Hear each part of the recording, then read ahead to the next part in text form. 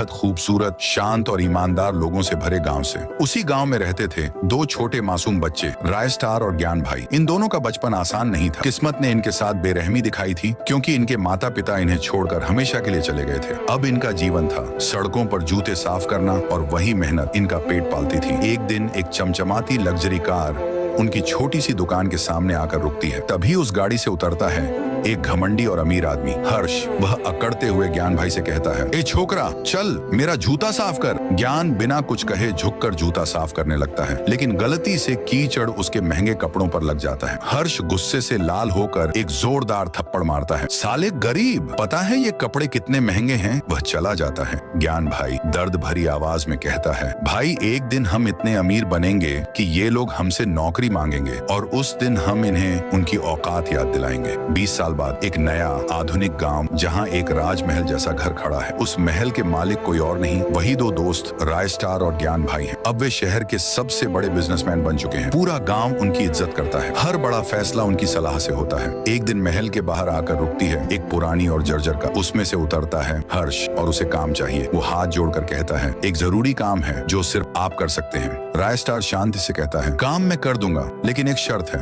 हर्ष, क्या शर्त? तुझे मेरे दोस्त के जूते साफ करने होंगे।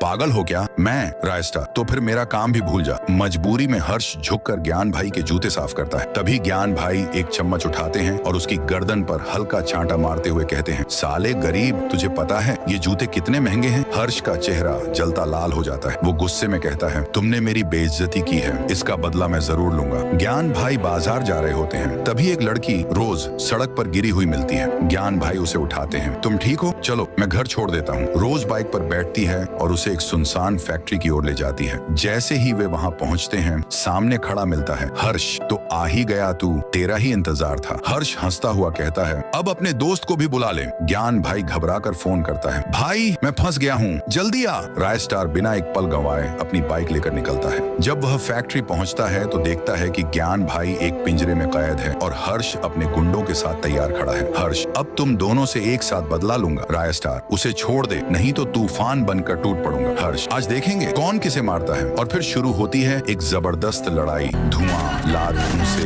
गोलियां, अंत में धुआं छंटता है। हर्ष अपने आदमियों के साथ जमीन पर गिरा होता है। राय स्टार और ज्ञान भाई शेरों की तरह खड़े होते हैं।